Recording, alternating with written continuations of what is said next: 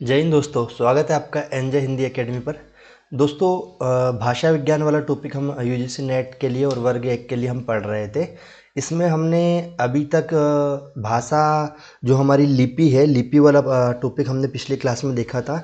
उसमें लिपि के बाद हमने राजभाषा भी देख ली, जो 22 भाषा है हमारी राजभाषा में जुड़ी वो, और मूल संविधान में जो 14 थी उसके बाद जो बाकी की 8 भाषाएं कौन कौन से संविधान संशोधन के साथ जोड़ी गई है, ये सारी चीज़ें हमने यहाँ तक देख ली थी। ठीक है, एक बार मैं आपको रिकॉल करा देता हूँ कि भाई 21वां संविधान संशोधन 1967 को सिंधी को जोड़ा गया था।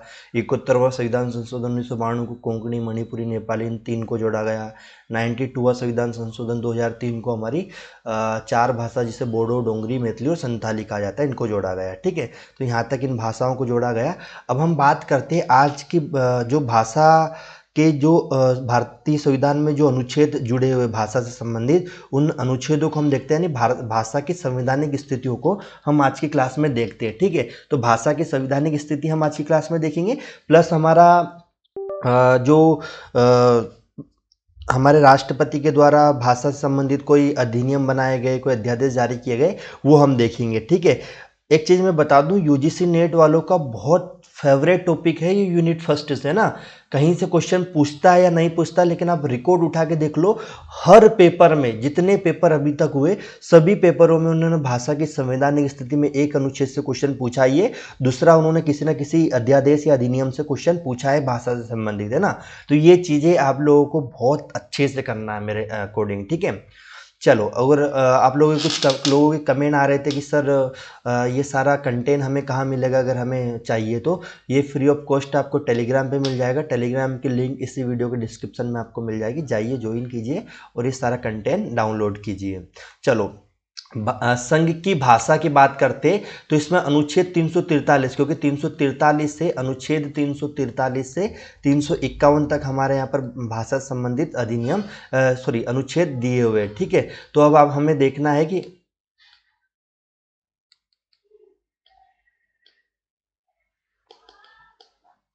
चलो 2 सेकेंड रुकना।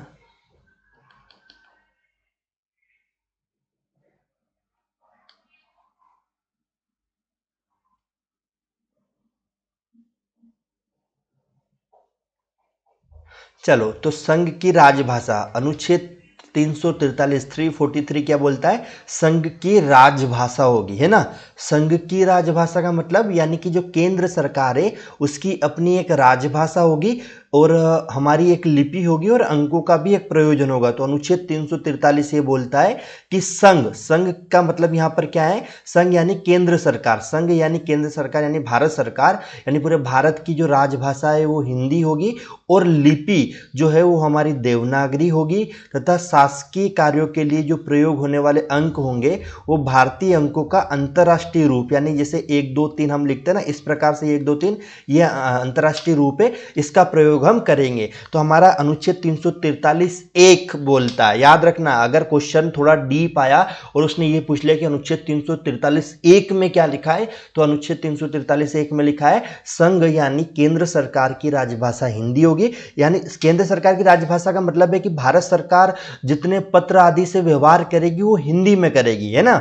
यानी कि जितने, वो साथ में इंग्लिश में जरूर निकालेंगे सारे लेटर वगैरह, लेकिन उनकी जो भाषा होगी, मेन भाषा होगी वो हिंदी होगी, तथा उनकी जो लिपि होगी यानी जो भारत सरकार की लिपि होगी वो देवनागरी में वो लिखेंगे, तथा जो उनका अंकों का प्रयोजन होगा वो अंतर्राष्ट्रीय रूप में होगा। ये आप लोगों को पता होना चाहिए। ठीक है, फिर आता है संविधान लागू। संविधान लागू होने के 15 वर्ष तक, यानी कि जब संविधान लागू हुआ था हमारा 1949 में, तब जब से लेकर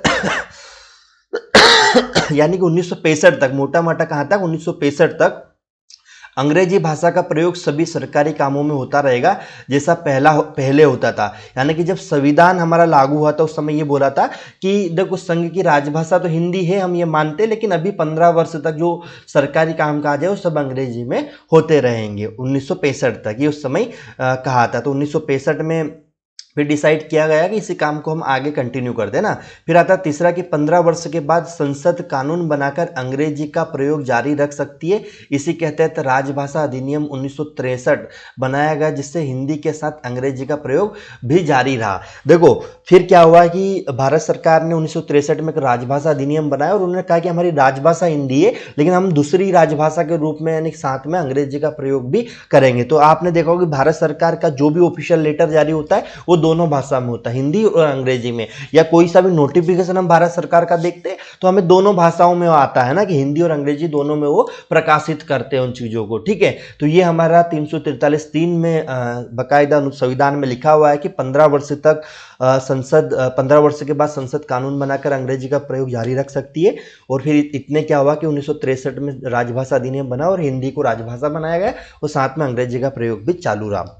तो अगर ये पूछा जाए कि हमारी भाषा जो राजभाषा है केंद्र की, वो कहाँ लिखा है और किस तरीके से लिखा है, तो हम बता पाएंगे कि अनुच्छेद 343(1) में लिखा है कि संघ की यानी कि केंद्र सरकार की राजभाषा हिंदी, लिपि देवनागरी और अंकों का प्रयोजन अंतर्राष्ट्रीय होगा। ठीक है, ये क्लियर होना चाहिए। अनुच्छेद 343(2) में लिखा गया है कि ये जो अंग्रेजी भाषा का प्रयोग है आने वाले 15 साल तक यानी संविधान लागू होने के 15 साल तक चलेगा। 3 में बताया गया कि 15 साल के बाद संसद कानून बना सकती है और सरकार संसद ने कानून बनाया है ना, एक्चुअल में ये भी बताया गया है मैंने यहाँ पर। उसके बाद उन्होंने हिंदी और अंग्रेजी दोनों का प्रयोग जारी रखा। तो ये 343 हमारा हमें कहता है। ठीक है, ये इतना डीप भी कई बार क्वेश्चन पूछ लिया जाता है, हालांकि टीजीटी पीजीटी में इतना ज़्यादा पूछ लिया जाता है, नेट जेआरएफ में तो अभी तक इतना डीप क्वेश्चन नहीं पूछा उन्होंने। अनुच्छेद 344 क्या बोलता है? राजभाषा के संबंध में आयोग और संसद की समितियां, यानी कि राजभाषा के संबंध में आयोग बनाना या संसद की समितियां बनाना, ये किसके पास अधिकार होगा या कौन बनाएगा? राजभाषा से संबंधित कोई आयोग या जो संसद में समितियां, इसका ये अधिकार किसके पास होगा? ये 344 में बताया गया है। तो इसमें बताया गया यह अनुच्छेद राष्ट्रपति को राजभाषा से संबंधित ये दर्जा किसको देता है? राष्ट्रपति को देता है। हमारा अनुच्छेद 344 राजभाषा के संबंध में सलाह देने के लिए एक आयोग और एक संसदीय समिति बनाने का अधिकार किसके पास है? राष्ट्रपति के पास है। यानी राष्ट्रपति को राजभाषा पर सलाह देने के लिए आयोग और एक संसदीय समिति का गठन करेंगे। ठीक है, ये 344 बोला। आयोग का काम हिंदी के आधिकारिक प्रयोग, अंग्रेजी के प्रयोग को सीमित करने और भाषा से जुड़े अन्य विषयों को राष्ट्रपति को सिफारिश देना है। संसद की एक समिति इन सिफारिश की जांच करेगी और अन्य रिपोर्ट राष्ट्रपति को देगी, है ना।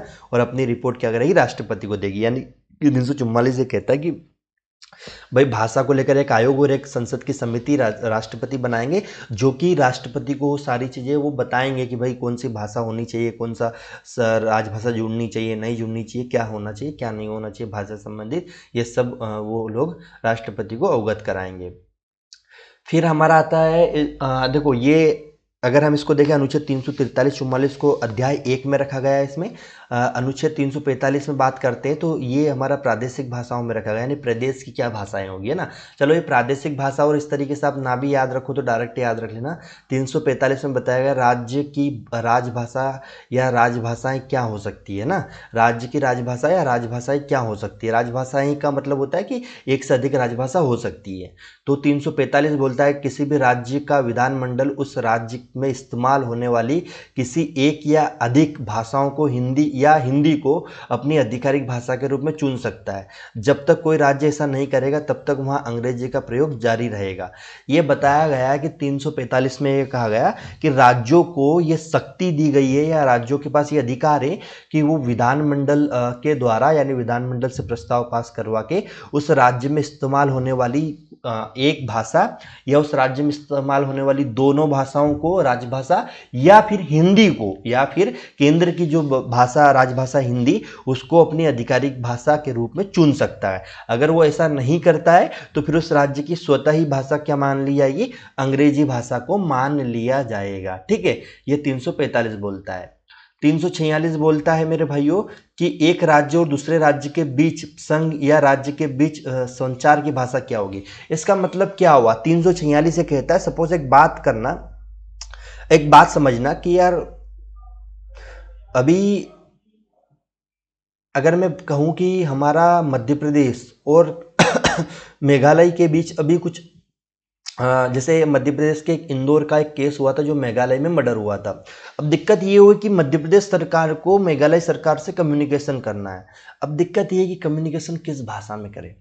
एक बात बता रहा हूँ, चलो आज तो हम 75 साल हो गए हमारे आज़ादी के, तो हम इंग्लिश में इतना कमांड कर भी चुके कि हाँ इंग्लिश हमारी दोनों के बीच की मीडिएटर भाषा हो सकती है। लेकिन ये सारे अनुच्छेद उस समय बनाए गए थे 75 साल पहले, 1949 में बनाए गए थे। तो 1949 में आपको पता है कि मतलब शिक्षित नहीं थे लोग इतना, या अधिकारी भी इतने ज़्यादा शिक्षित नहीं थे कि सबको अंग्रेजी आती थी उस समय, है ना। अब तो हालांकि हर व्यक्ति चीज़ों को समझ जाता है, एआई आ गया, टेक्नोलॉजी आ गई, तो चीज़ें समझ जाते हैं।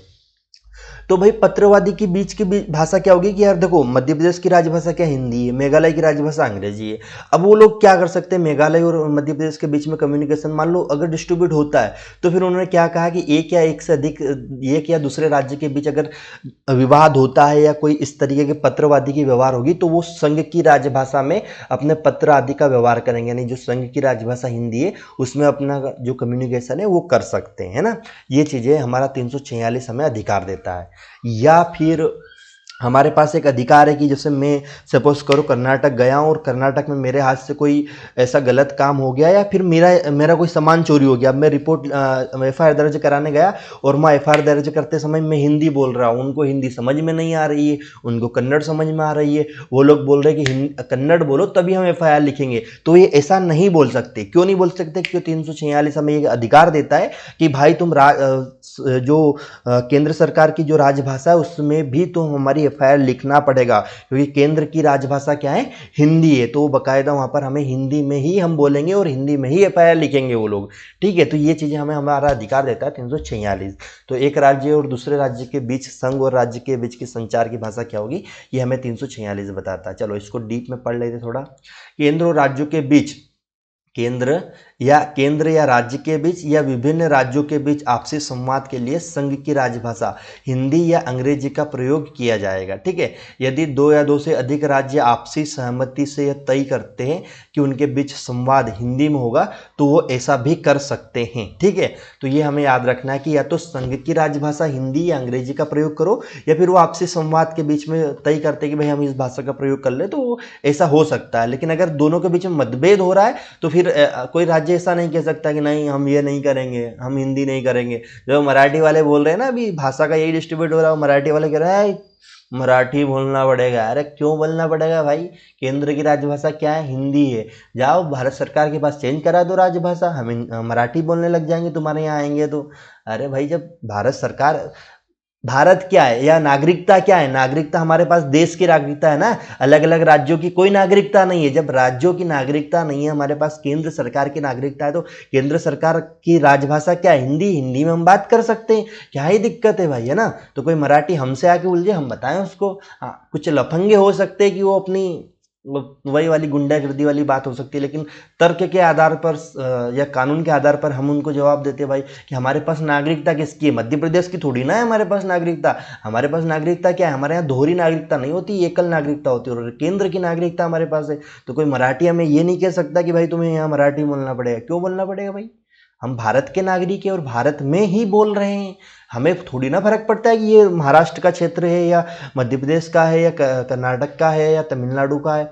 ठीक है, तो इस तरीके से हमारा संविधान हमें पूरा प्रोटेक्ट करके रखता है। ठीक है, 347 हमारा कहता है किसी राज्य की जनसंख्या के एक वर्ग द्वारा बोली जाने वाली भाषा के संबंध में विशेष उपबंध। यह क्या कहता है, किसी राज्य की जनसंख्या के एक वर्ग द्वारा बोली जाने वाली भाषा के संबंध में विशेष उपबंध। इसका क्या मतलब हुआ, इसका मतलब मैं चलो आपको पहले यहाँ पर हम पढ़ लेते, फिर इसको मैं बेसिक भाषा में आपको समझाता हूँ।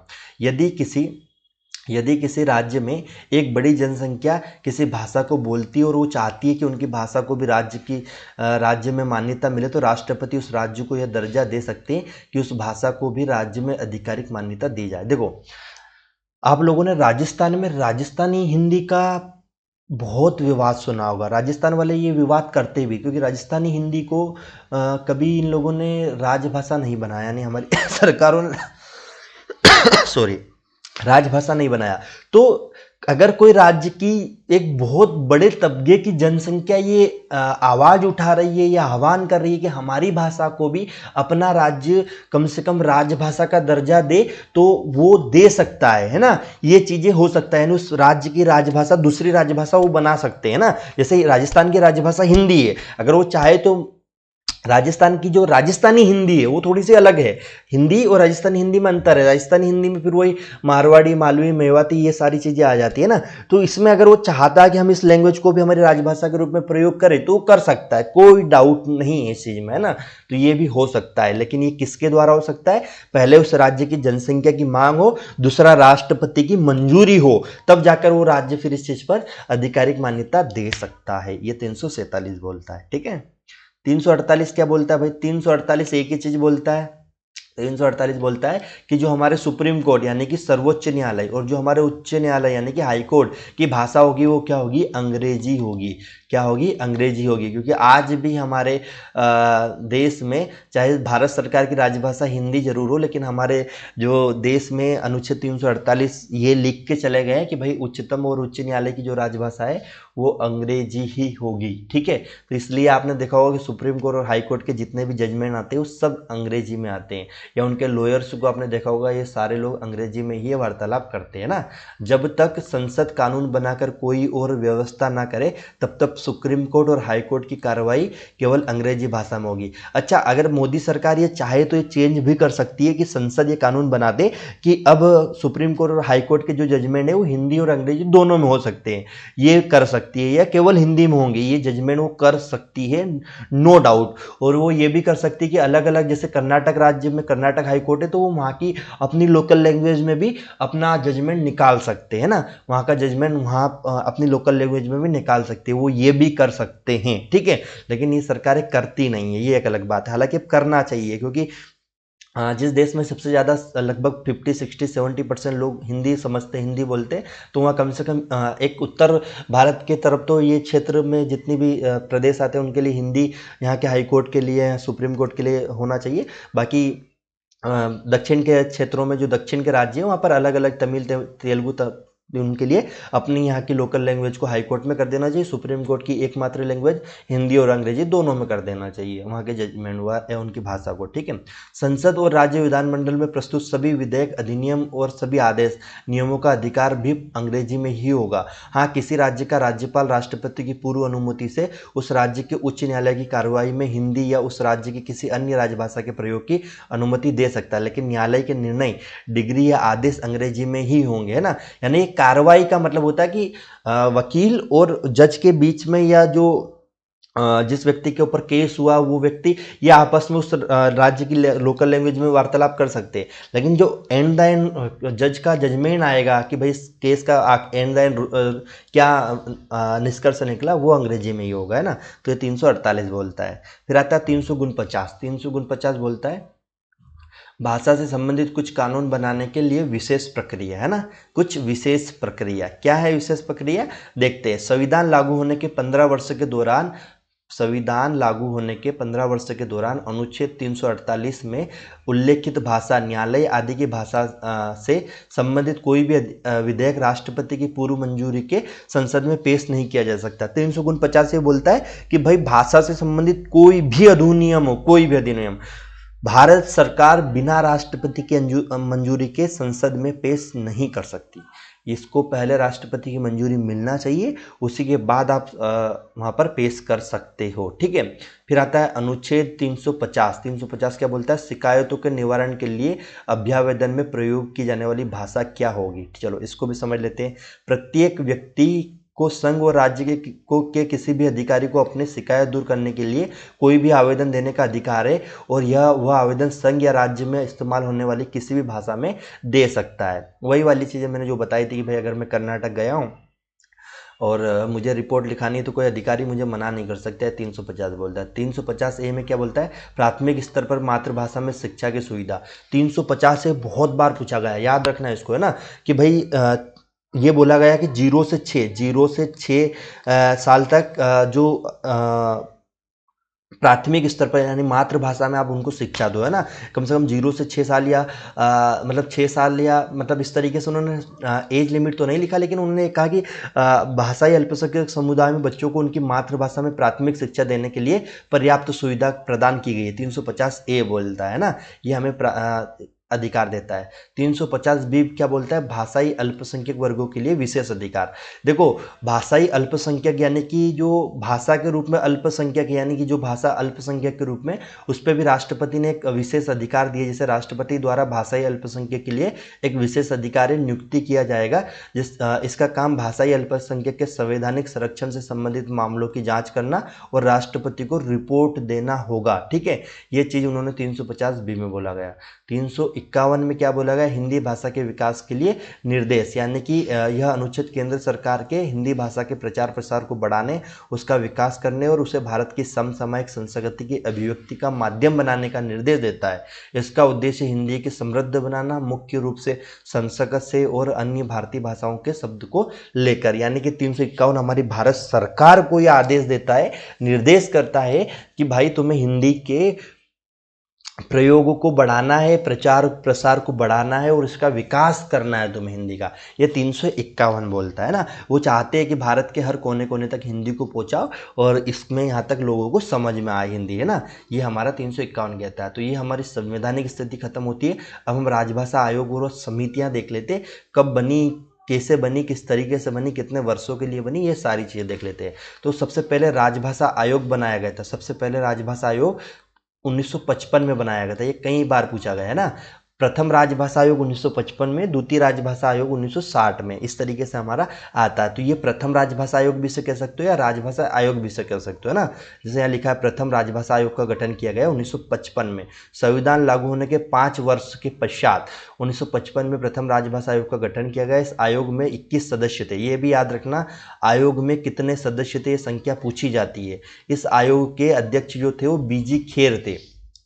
ये तीनों क्वेश्चन पूछे जा चुके हैं अभी तक, है ना। पहला क्वेश्चन पूछा जा चुका है कि प्रथम राजभाषा आयोग कब, 1955 में। दूसरा क्वेश्चन ये भी पूछा गया कि कितने सदस्य थे, 21 सदस्य थे। इस आयोग के अध्यक्ष जो थे वो बीजी खेर थे। ये भी पूछा जा चुका है अभी तक, ठीक है। फिर उसके बाद आता है संसदीय राजभाषा समिति का जो गठन हुआ था वो 1957 में हुआ था। संसदीय राजभाषा समिति, याद रखना, संसदीय राजभाषा समिति का गठन जो है राजभाषा आयोग की सिफारिश की समीक्षा करने के लिए 1957 में गोविंद वल्लभ पंत की अध्यक्षता में संयुक्त संसदीय राजभाषा समिति का गठन हुआ। ये याद रखना है, 1957 में किसकी अध्यक्षता में, गोविंद वल्लभ पंत की अध्यक्षता में क्या बनाया गया, संयुक्त संसदीय राजभाषा समिति बनाई गई, है ना। अब इस समिति को थोड़ा सा डीप में देख लेते हैं, क्या था इस समिति में। इस संसदीय समिति में 30 सदस्य थे, जिसमें लोकसभा के 20 तथा राज्यसभा के 10 सदस्यों को रखा गया, शामिल किया था। समिति ने 1949 में अपनी रिपोर्ट जारी की। जो गोविंद वल्लभ पंत की अध्यक्षता में संयुक्त संसदीय समिति 1957 को बनाई गई थी, उसने 1959 में अपनी रिपोर्ट प्रस्तुत की। समिति के सुझाव पर ध्यान देते हुए राष्ट्रपति ने सन 1960 में एक आदेश जारी किया, जिसे राष्ट्रपति का दूसरा आदेश कहते हैं ना। राष्ट्रपति का प्रथम आदेश 1955 में और राष्ट्रपति का दूसरा आदेश जो है 1960 में हम कहते हैं, ठीक है। ये आपको याद रखना है और कैसे आया था, किस तरीके से आया था, इसको याद रखना है, ठीक है। चलो आगे देखते हैं। और फिर आता है 1960 हो गया, राष्ट्रपति का दूसरा आदेश 1960 याद रखोगे। इसके अलावा कुछ और आता है, राजभाषा विधायी आयोग कब बनाया गया था। राजभाषा विधायी आयोग 1961 में विधि मंत्रालय द्वारा इसको लागू किया गया था। फिर आता है राजभाषा विधायी आयोग। विधायी आयोग यानी कि हमारी जो विधायी शक्ति है वो राजभाषा आयोग उसमें बनाया गया था 1961 में ना। फिर आता है वैज्ञानिक एवं तकनीकी शब्दावली आयोग कब बनाया गया था, 1961 में शिक्षा मंत्रालय द्वारा। 1900 यहाँ पर नोट करके मैंने लिखा 1976 यानी 76 में राजभाषा यानी विधायी आयोग को समाप्त कर दिया गया। जो राजभाषा 1961 में बनाया गया था 1976 में से समाप्त कर दिया, ये याद रखना है ना। फिर राजभाषा अधिनियम का पारित किया गया था, तो 1963 में पारित किया गया था, जिसमें 1967 में संशोधन किया गया था। कौन सा राजभाषा अधिनियम, जिसमें कहा गया था कि हिंदी जो है भारत सरकार की राजभाषा होगी। प्रादेशिक भाषा संकल्प कब लाए गए थे? 1968 में। प्राधिकृत पाठ यानी केंद्रीय विधि अधिनियम कब लाए थे? 1973 में लाए थे ना। तो ये पूरा एक फैक्चुअल चीज़ है, ये याद रखना ही है आपको। या फिर राजभाषा नियम कब आया था? 1976 में आया था। राजभाषा नियम कब आया था? 1976 में आया था। तो देखो, राष्ट्रपति का प्रथम आदेश 1955 में, राष्ट्रपति का दूसरा आदेश 1960 में, संयुक्त संसदीय राजभाषा समिति 1957 में गोविंद वल्लभ पंत की अध्यक्षता में। फिर उसके बाद 61 में क्या हुआ, 76 में क्या हुआ, 73 63 में क्या हुआ, ये सारी चीज़ें आपको याद रखना है। और यहाँ से क्वेश्चन आता ही आता है मेरे भाई लोग। एक क्वेश्चन डेफिनेटली यहाँ से आएगा, एक क्वेश्चन भाषा की संवैधानिक स्थिति से जरूर आएगा, और एक क्वेश्चन लिपि से भी आपको देखने को मिलेंगे। ये 3 क्वेश्चन 3 जगह से फिक्स होते हैं भाषा विज्ञान से। आज हमारा भाषा विज्ञान का जो भाषा विज्ञान वाला पार्ट है इस यूनिट में, वो खत्म हुआ। इस यूनिट की जो व्याकरण वाली पार्ट है वो यहाँ पर मैंने नहीं कराया है। व्याकरण मैंने अपने चैनल पर पूरा पढ़ा रखा है। आप इस चैनल को पे व्याकरण वाला पार्ट, जिसमें संधि हो गया, समास हो गया, वर्ण विच्छेद हो गया, वर्ण की वर्णमाला हो गई, उसके बाद संज्ञा, सर्वनाम, विशेषण, उपसर्ग, प्रत्यय, सारी चीज़ें मैंने पढ़ा रखी है। तो आप व्याकरण वाला पार्ट बकायदा हमारे इसी चैनल पर यहाँ वहाँ से देख सकते हो। व्याकरण व्याकरण सबके लिए सेम होती है। कंपटीशन वाला एग्जाम हो, नेट जेआरएफ वाला हो या कहीं का भी हो, सबके लिए सेम व्याकरण होती है। सबके लिए सेम चीज़ें मैंने यहाँ पर पढ़ाया हुआ है, ठीक है। तो आप लोगों को ये चीज़ें मैंने पढ़ाई हुई है, आपको करवाई हुई है व्याकरण वाला। तो कुल मिला के मैं ये कह सकता हूँ कि भाषा विज्ञान वाली यूनिट फर्स्ट हमारी, जिन 4 या 5 लेक्चर हमने अभी तक कंप्लीट किए उसमें कंप्लीट होता है। अब मैं आपको कल जो है भाषा विज्ञान के 2020 से लगाकर 2025 जून 25 तक जितने क्वेश्चन आए वो मैं आपको कराऊंगा विथ सॉल्यूशन के साथ, कि क्या होगा और किस तरीके से बने, है ना। तो उन पर हम बात करेंगे, फिर आगे हम यूनिट 2 स्टार्ट करेंगे, ठीक है। अगर आप लोग यूजीसी नेट वर्ग 1 की तैयारी कर रहे हो और आपको ये वीडियो अच्छा लग रहा है, आपने वीडियो को यहाँ तक देखा और न्यू व्यूअर्स से, तो प्लीज़ चैनल को सब्सक्राइब, वीडियो को लाइक करना और टेलीग्राम चैनल जरूर ज्वाइन करना। सारी चीज़ें वहीं मिलेगी। Bye bye, take care student. Comment जरूर करना, आपका ये एक कमेंट मेरे लिए बहुत एनर्जी देता है कुछ नया कंटेंट लाने के लिए, कुछ नया करने के लिए, ठीक है। धन्यवाद।